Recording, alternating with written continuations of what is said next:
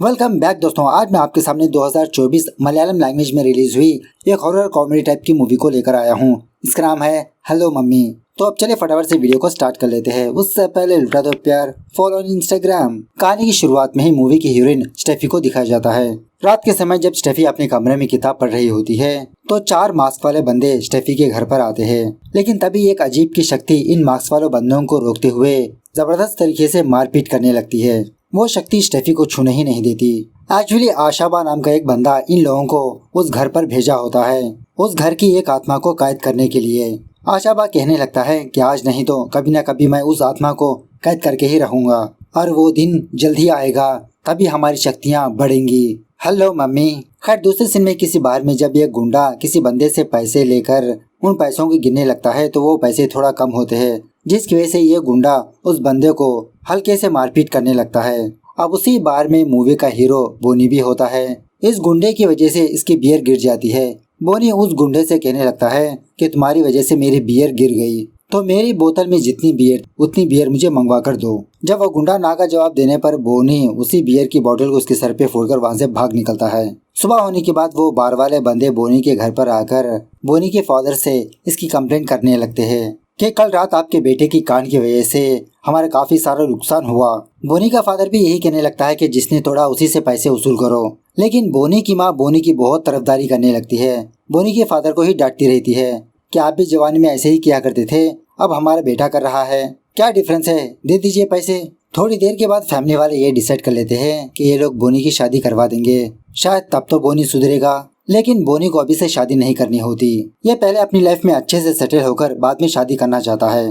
बोनी अपने फ्रेंड और जीजा से कहने लगता है कि पहले मैं एक अच्छा सा काम करके मेरे माँ बाप का नाम रोशन करना चाहता हूँ, बाद में शादी वादी देख लेंगे। इसका जीजा कहने लगता है कि बोनी मेरे पास एक जबरदस्त आइडिया है, मैंने तुम्हारे लिए एक लड़की ढूंढ निकाली है, बस कल उस लड़की को देखने के लिए जाओ। तुम नहीं बल्कि वो लड़की खुद तुम्हें रिजेक्ट कर देगी। अगर उस लड़की ने तुम्हें रिजेक्ट कर दिया तो तुम्हें 6 महीने का टाइम मिल सकता है। 6 महीनों के अंदर तुम्हारे माँ बाप शादी की बात ही नहीं करेंगे। बोनी कहने लगता है कि आइडिया तो जबरदस्त है जीजा, बताओ उस लड़की के बारे में और कुछ डिटेल्स बताओ। जीजा कहने लगता है कि उस लड़की का नाम है स्टेफी। माँ दुनिया से कब का चल बसी फादर के साथ रहती है और इसी तरह स्टेफी एक मैथ्स प्रोफेसर है, वो एक साइंटिस्ट बनना चाहती है।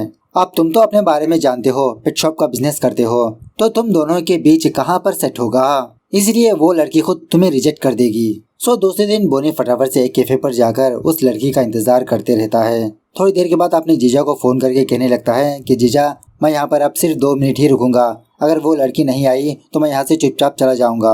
उसी वक्त स्टेफी बहुत ही सिंपल तरीके से बोनी से मिलने के लिए आती है। बोनी स्टेफी को देखते ही फ्लैट हो जाता है, पहली नजर में ही प्यार होने लगता है इसको। अपने मन ही मन यही सोचने लगता है कि इतनी सुंदर लड़की को कौन रिजेक्ट कर सकता है, मैं तो शादी के लिए ओके हूँ। स्टेफी को इम्प्रेस करने के लिए थोड़ा बातचीत करने लगता है कि हाय मेरा नाम बोनी है, आपका नाम स्टेफी है ना, और आप एक साइंटिस्ट बनना चाहते हो, बन जाओगी आप साइंटिस्ट, सुंदर तो हो। बातों ही बातों में स्टेफी बोनी के चेहरे पर हल्का सा जख्म को देखती है। इसके बारे में पूछने पर बोनी बिना छुपाए स्टेफी को कहने लगता है कि कुछ नहीं, कल रात बियर के लिए एक छोटा सा झगड़ा हुआ। स्टेफी कहने लगती है कि आप इतना स्ट्राइट फॉरवर्ड कैसे हो सकते हो, एक भी बात नहीं छुपाई। बोनी भी कहने लगता है कि अरे मैं बचपन से ही ऐसा हूँ। उसी कैफे में बॉस नाम का एक डिटेक्टिव इन दोनों को ऑब्जर्व करते रहता है। खैर इस तरफ बोनी स्टेफी से कहने लगता है कि एक्चुअली मैं यहाँ पर आपको रिजेक्ट करने के लिए ही आया हूँ। तभी स्टेफी बात को काटते हुए कहने लगती है अरे हम दोनों अभी अभी तो मिले हैं, कुछ दिन ट्रैवल करते हैं, बातचीत करते हैं, एक दूसरे के बारे में जानते हैं, तब डिसाइड करेंगे, जल्दबाजी किस बात की। तो बोनी भी इसके लिए ओके कह देता है बहुत ही खुश होकर। बाद में अपने जीजा के पास जाकर कहने लगता है कि अरे जीजा क्या लड़की ढूंढी है मेरे लिए तुमने, मैं तो उसी से शादी करूंगा। इसका जीजा कहने लगता है कि अरे बेटा रुको सब्र करो, अभी तक उस लड़की ने अपना डिसीजन नहीं बताया। दूसरी तरफ वो डिटेक्टिव बॉस स्टेफी के घर के बगल में ही रहते हुए हर रोज स्टेफी को ही ऑब्जर्व करते रहता है। अब बोनी और स्टेफी एक दूसरे से बातें शातें चैटिंग वैटिंग करते हुए एक दूसरे को बहुत लाइक भी करने लगते हैं धीरे धीरे। बाद में एक दिन बोनी का जीजा बोनी के माँ बाप के पास आकर इसकी शादी की बात करने लगता है कि मैंने बोनी के लिए एक लड़की को ढूंढ निकाला है जिसका नाम है स्टेफी। ये दोनों भी एक दूसरे को बहुत ही अच्छी तरह से लाइक करते हैं, उसकी शादी कर दें तो सब कुछ सेट हो जाएगा। लेकिन एक छोटी सी कंडीशन है स्टेफी के घर वालों की तरफ से। बोनी का फादर पूछने लगता है क्या वो उल्टा दहेज मांगने वाले हैं। बोनी का जीजा कहने लगता है नहीं नहीं पापा, एक्चुअली बोनी को घर जमाई के लिए जाना होगा। यह सुनने के बाद इसका फादर टोटली मना करने लगता है। बाद में बोनी की माँ बोनी से कहने लगती है, अरे बोनी, तुमने सिर्फ एक ही लड़की को तो देखा, और कुछ लड़कियां देख लो, शायद वो लड़कियां तुम्हें पसंद आ जाएंगी। बोनी बहुत रिक्वेस्ट करने लगता है, अरे मान जाइए ना माँ, मैंने सपने में भी नहीं सोचा था कि मेरी शादी ऐसी लड़की से होगी। अब बोनी की माँ बोनी के फादर के पास जाकर रिक्वेस्ट करने पर फाइनली बोनी का फादर भी मान जाता है। चलो भाई, हमारे घर से बोझ तो उतरेगा। उसके बाद एक दिन स्टेफी बोनी से फोन में बात करते हुए कहने लगती है कि मैंने तो तुमको अपने बारे में बताया, लेकिन मेरे फादर के बारे में नहीं बताया ना। मेरे फादर सुबह सवेरे 5 बजे उठ जाते हैं, और वो भी घड़ी के अलार्म से पहले। और उसी तरह मेरे फादर को हर एक चीज में परफेक्शन चाहिए, डिसिप्लिन मेंटेन करते हैं। अब बोनी भी मक्खन लगाते हुए स्टेफी से कहने लगता है, अरे तुम्हारे पापा कर रहे हैं तो मैं भी उनके साथ कर लूंगा, तुम जो बोलोगी मैं वो कर दूंगा। खैर दूसरे दिन वो बॉस बोनी की दुकान के पास आकर इसको एक नोट देकर जाता है। इस नोट में ये लिखा होता है कि तुम एक डिसीजन लेने वाले हो और सोच समझ कर लेना। बोनी इसको इग्नोर कर देता है। उसी रात डिनर के वक्त बोनी के सारे फैमिली वाले बोनी की शादी के बारे में ही डिस्कस करते रहते हैं। फाइनली सारे लोग शादी के लिए मान जाते हैं। तो सुबह होने के बाद बोनी स्टेफी को फोन करके ही बात सुनाने लगता है कि हमारे घर में सब कुछ ओके है, एक अच्छा सा दिन देखकर तुम्हारे घर पर आएंगे शादी की बात करने के लिए। बोनी स्टेफी की उस कंडीशन को भी एक्सेप्ट कर लेता है, वही उसके घर पर जाकर रहना। फोन के जरिए से ये दोनों एक दूसरे से प्यार करने लगते हैं। लेकिन एक दिन सडनली स्टेफी बोनी को मैसेज ही नहीं करती, न इसका फोन पिक करती। अब बोनी को गुस्सा आकर अपने जीजा के पास जाकर इसी के बारे में डिस्कस करने लगता है कि मैंने उसके सारे कंडीशंस को एक्सेप्ट कर लिया, लेकिन फिर भी वो मुझसे अब बात नहीं कर रही। इसका जीजा कहने लगता है, अरे स्टेफी एक लड़की है, और जब जब लड़कियां गुस्सा करती है उसी वक्त स्टेफी बोनी को फोन करके किसी कैफे पर मिलने के लिए बुलाती है। तुमसे एक जरूरी बात करनी है बोनी। सो दूसरे दिन ये दोनों कैफे पर मुलाकात करते हैं। स्टेफी कहने लगती है कि मैं तुमसे एक जरूरी बात करना चाहती हूँ, मैं तुमसे ये बात छुपाना नहीं चाहती। बोनी कहने लगता है, अरे स्टेफी, मैंने तुम्हारे सारे कंडीशन को एक्सेप्ट तो कर लिया। स्टेफी कहने लगती है कि एक्चुअली बोनी, मेरी माँ मेरे साथ ही है। बोनी कहने लगता है कि तुम्हारी माँ तो गुजर चुकी है ना, अच्छा तुम्हारी माँ की यादें तुम्हारे साथ है, वो तो होती ही है लाइफ लॉन्ग, अपनी माँ को कौन भूलता है। तुम भी अपनी माँ को मत छोड़ो, हमेशा अपनी माँ के साथ ही रहो। इतनी छोटी सी कंडीशन से मुझे क्या प्रॉब्लम हो सकती है। स्टेफी कहने लगती है कि प्रॉब्लम मुझे नहीं, मेरी माँ को है, मेरी माँ को तुम पसंद नहीं आए। यह सुनने के बाद बेचारा बोनी सोच में डूब जाता है। स्टेफी से कहने लगता है, अरे कोई बात नहीं स्टेफी, मैं तुम्हारी मम्मी को मनवा लूंगा। स्टेफी कहने लगती है कि अरे बोनी, ऐसा नहीं है, मेरी माँ मरने के बावजूद भी मेरी माँ की प्रेजेंस हमारे घर पर है। अब बोनी स्टेफी की बातों को उल्टा ही समझने लगता है, कहने लगता है कि स्टेफी तुम फिक्र मत करो, मैं तुम्हारी माँ के हिसाब से ही चलूंगा। खैर बाद में बोनी अपनी जीजा के पास आकर स्टेफी की वही सारी बातें सुनाने लगता है। इसका जीजा कहने लगता है कि मुझे लगता है कि उस लड़की को तुम पसंद नहीं आए, इनडायरेक्टली वो तुम्हें रिजेक्ट कर रही है।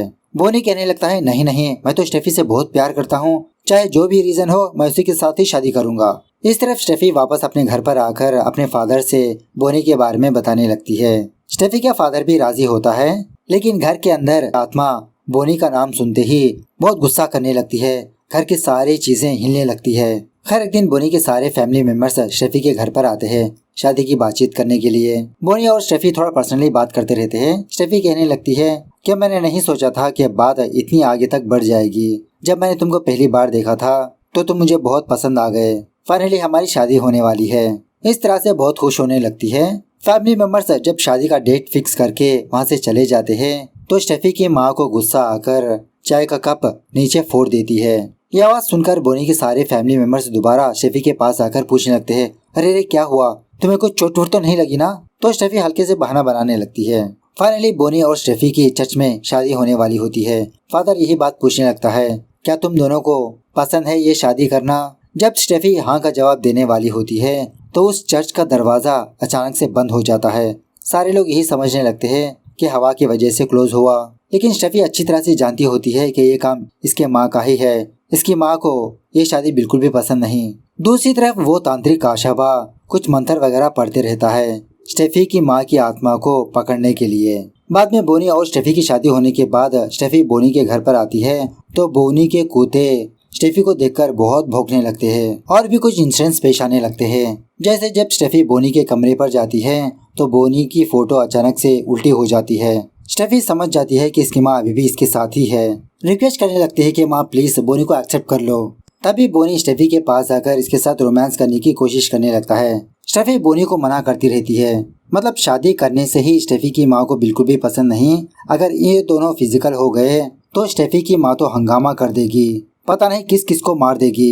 बोनी से बहुत रिक्वेस्ट करने लगती है कि बोनी हम दोनों थोड़ा अच्छे से टाइम लेते हैं, पहले मुझे स्टडी करनी है ना, मैं अपनी स्टडीज कंप्लीट कर लेती हूँ। बोनी यही कहने लगता है कि अरे स्टडीज तुम तो बाद में भी कर सकती हो, आज तो हमारी सुहागरात है, कितने सालों से इंतजार कर रहा हूँ इस रात का मैं। इस तरह से किस करने ही वाला होता है, उसी वक्त स्टेफी की माँ बोनी को एक जोर से धक्का देने पर बोनी घर से बाहर जाकर गिर जाता है। बेचारे बोनी को कुछ भी समझ में नहीं आता कि ये घर के अंदर से बाहर कैसे आया। बाद में जब बोनी दोबारा स्टेफी के पास जाता है तो कमरे के सारे सामान हवा में लटक रहे होते हैं। स्टेफी कहने लगती है कि माँ अब मेरी शादी बोनी के साथ हो चुकी है, अब वही मेरा पति है, ये बात तुम्हें भी एक्सेप्ट करनी होगी, बोनी बहुत ही अच्छा लड़का है माँ। लेकिन स्टेफी की माँ दोबारा बोनी को नॉकआउट कर देती है। खैर सुबह होने के बाद इसका जीजा बोनी के कमरे में आकर टूटा हुआ ग्लास को देखकर शॉक में रह जाता है।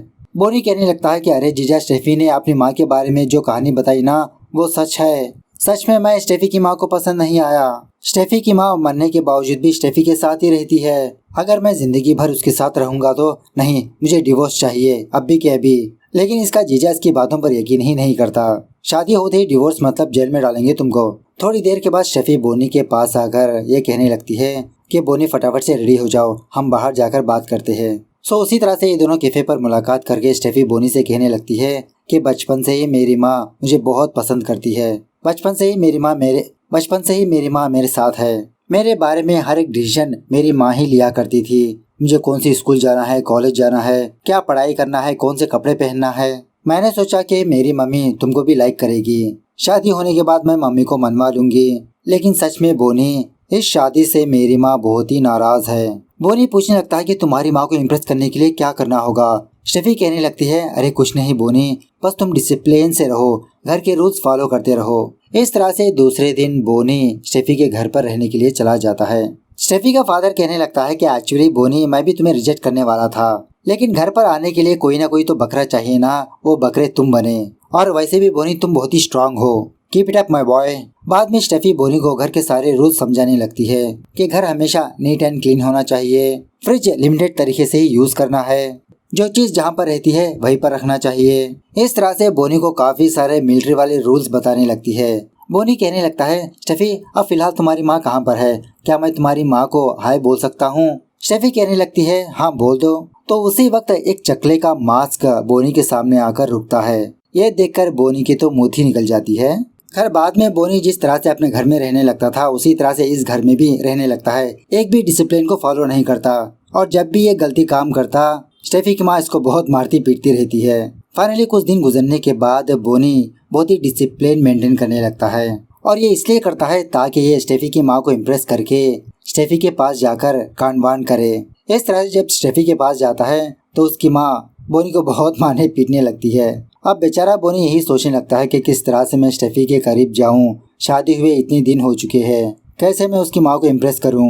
एक दिन बोनी और स्टेफी का फादर जॉगिंग पर जाते हैं, तो इसी दरमियान में वो डिटेक्टिव बॉस एक नोट बोनी को देकर जाता है। उसमें ये लिखा होता है कि तुम डेंजर में हो, मुझे फॉलो करो। तो बोनी को गुस्सा आकर फटाफट से उस बॉस को फॉलो करके उसके घर पर जाता है। बॉस कहने लगता है कि बैठो तुम्हें एक कहानी सुनाता हूँ। 2010 में शिमला में एक बैंक रॉबरी हुई, अभी भी वो रॉबरी का केस सॉल्व नहीं हुआ।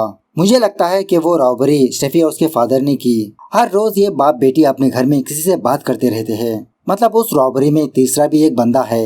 अगर तुम मेरा थोड़ा सा कोऑपरेट करोगे तो ये मिस्टीरियस केस सॉल्व होगा।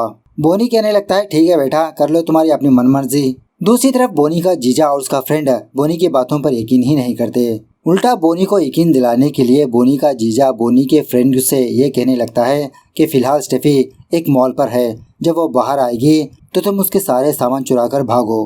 तो बोनी का फ्रेंड उसी तरह से अपने चेहरे पर मास्क पहनकर स्टेफी के पास जाकर उसके सामान छीनकर जब वहाँ से भागने लगता है तो ये आगे बढ़ ही नहीं पाता, वहीं पर खड़ा रहता है। और उसी तरह से स्टेफी की माँ इसकी बहुत पिटाई करने लगती है। अब ये सारी चीजें बोनी का जीजा देखकर इसके तो होश ही उड़ जाते हैं कि बोनी ने सच ही कहा था। दूसरे दिन सुबह होने के बाद स्टेफी बोनी को ये मैसेज करती है कि बोनी, मैं और मेरे फादर चर्च पर जा रहे हैं। ये मैसेज देखने के बाद बोनी के तो होश ही उड़ जाते हैं कि भूतिया घर में मुझे अकेला छोड़कर चले गए होतिए। उसी वक्त वो डिटेक्टिव बॉस बोनी के घर पर आता है। कहने लगता है कि अब तक मैं बाहर से ही ऑब्जर्व कर रहा था, आज जाके मौका मिला घर के अंदर आने का। बोनी बस तुम मेरे साथ थोड़ा सा कोऑपरेट करो, मैं घर के अंदर आकर सारे सबूत हासिल कर लूंगा। अब बॉस को भी सबक सिखाने के लिए बोनी तहे दिल से इसका स्वागत करता है अब एक अनजान बंदे को अपने घर में देखकर स्टेफी की माँ को बहुत गुस्सा आता है। घर के सारे सामान हवा में उड़ाकर इसको बहुत मारती पीटती रहती है। ये बंदा डर के मारे वहाँ से भाग निकलता है। सोच लेता है कि ये मामला तो कुछ और ही है। खैर कुछ दिनों के बाद बोनी मामा बनता है। स्टेफी भी इस बेबी को देखकर बहुत खुश होने लगती है। बाद में स्टेफी बोनी से कहने लगती है कि मुझे पता है कि हमारे घर तुमको बिल्कुल भी पसंद नहीं आया। तुम अफसोस कर रहे होगे ना कि क्यों मैंने इस लड़की से शादी की। बोनी कहने लगता है अरे नहीं नहीं स्टेफी, मैं ऐसा नहीं सोच रहा। तुम्हारे घर में सब कुछ सही है, लेकिन मुझे ये बात समझ में नहीं आ रही कि मैं तुम्हारी माँ को कैसे इम्प्रेस करूँ। स्टेफी भी यही कहने लगती है अरे बोनी तुम थोड़ा सब्र करो, मेरी माँ इतनी भी बुरी नहीं है और माँ हम दोनों को फिजिकली मिलने नहीं देगी, लेकिन हम दोनों चैटिंग तो कर सकते हैं ना, वो वाली चैटिंग। बोनी पूछने लगता है क्या तुम्हारी माँ फोन के अंदर घुसकर नहीं देखेगी। स्टेफी कहने लगती है नहीं मेरी माँ को पढ़ाई नहीं आती। सो बाद में ये दोनों उसी तरह से फोन के जरिए से ही कानवान करते रहते हैं। कुछ दिनों के बाद बोनी बहुत ही खुश होकर स्टेफी और उसके फादर के पास आकर एक बहुत ही अच्छी खुशखबरी सुनाने लगता है। वो ये कि स्टेफी माँ बनने वाली है। यह सुनने के बाद स्टेफी के फादर के तो होश ही उड़ जाते हैं और इसी तरह स्टेफी की माँ को बहुत गुस्सा आकर घर के सारे लाइट्स फ्लिकरिंग होते रहते हैं। एक्चुअली बोनी और उसका जीजा बॉस के पास गए थे। उस बॉस ने इन दोनों को ये कहा कि तुम लोगों को स्टेफी की माँ की आत्मा को कंफ्यूज करना होगा, तभी तुम दोनों की जिंदगी सफल हो सकती है, एक हो सकते हो। तो बोनी और उसका जीजा अच्छे से सोच के ये आइडिया निकालते हैं कि स्टेफी की माँ को ऐसे यकीन दिलाएंगे कि स्टेफी प्रेग्नेंट है। अब हम दोनों के बीच सब कुछ हो चुका होता है, जिसकी वजह से स्टेफी की माँ हम दोनों को एक साथ रहने देगी। स्टेफी भी इस आइडिया के लिए मान जाती है। सो इस तरह से फाइनली बोनी का आइडिया वर्कआउट हो जाता है। यह ज्यादा टाइम स्टेफी के साथ ही बिताते रहता है। अब स्टेफी की खबर सुनते ही बोनी के मम्मी पापा बहुत ही खुश होकर स्टेफी के घर पर आते हैं। पहले तो बोनी को डांटने लगते हैं कि इतनी अच्छी खुशखबरी तुमने हमें क्यों नहीं सुनाई, कहाँ है हमारी बहू रानी। इस तरह से ऊंची आवाज में बात करते रहता है। स्टेफी की माँ को ये बात बिल्कुल भी पसंद नहीं आती। घर की सारी चीजें बोनी के फादर पर फेंकती रहती है। बोनी अपने फादर को बचाते रहता है। रात होने के बाद जब बोनी का फादर दारू पीने वाला होता है तो बोनी अपने फादर को किसी भी तरह से समझाकर उसको बाहर लाकर दारू पिलवाने लगता है। दारू पीकर बोनी का फादर कहने लगता है कि बेटा क्या तुमको इस घर में कोई तकलीफ है, मुझे लगता है कि तुम खुश नहीं हो, क्या वो बाप बेटी तुम्हें तंग कर रहे हैं। बोनी कहने लगता है कि अरे पापा मैं यहाँ पर बहुत ही खुश हूँ, आप पहले अपनी आवाज को थोड़ा कम करिए। बोनी का फादर कहने लगता है कि अरे तुम उस बाप बेटी से डरने लगे, रुको अभी मैं उन दोनों की खबर लेता हूँ। इस तरह से लुंगी ऊपर चढ़ाकर स्टेफी उसके फादर के पास जाकर उन दोनों से बहुत झगड़ा करने लगता है कि अकेले मेरे बेटे को तुम दोनों डरा रहे हो, अपने घर के सारे काम करवा रहे हो। इस तरह से सारे घर में बहुत ही हंगामा करने लगता है। घर की कुछ चीजें भी तोड़ने लगता है। और फाइनली स्टेफी की माँ को बहुत गुस्सा आकर बोनी के फादर को एक हल्के से झटका देती है। उसके बाद क्या था, सुबह होने के बाद अपने कपड़े शपड़े पैक करके घर से जाने लगता है और बोनी को भी कहने लगता है कि बेटा तुम भी अपने कपड़े पैक करके आ जाओ, मैं तुम्हारा इंतजार करता रहूंगा। बाद में बोनी और स्टेफी एक ही बेड पर लेटे हुए थोड़ा रोमांटिकली बातें शातें करते रहते हैं। उसी वक्त बोनी का फ्रेंड बोनी को कॉल करके ये बताने लगता है कि अरे यार तुमने सच कहा, स्टेफी के साथ उसकी माँ है, उसकी माँ की भूत है। अब बगल में स्टेफी होने की वजह से बोनी की फ्रेंड की सारी बातें सुन लेती है और बोनी को बहुत डांटने लगती है कि बोनी मैंने तुमसे कहा था ना कि ये बात तुम किसी से भी शेयर मत करो, तुमने अपने दोस्तों को क्यों बताई, माँ बिल्कुल भी लाइक नहीं करेगी। अब इसी बात को लेकर इन दोनों के बीच हल्के से झगड़ा होने लगता है। बात कुछ हद से ज्यादा गुजर जाने की वजह से स्टेफी अपनी माँ को सच बताने लगती है कि मम्मी बोनी ने तुमसे झूठ कहा, मैं प्रेग्नेंट नहीं हूँ। उसके बाद क्या था, स्टेफी की माँ बोनी को पटक पटक के मारती है हवा में उछाल कर। बोनी समझाते रहता है कि मम्मी स्टेफी को भी ये आइडिया पसंद था।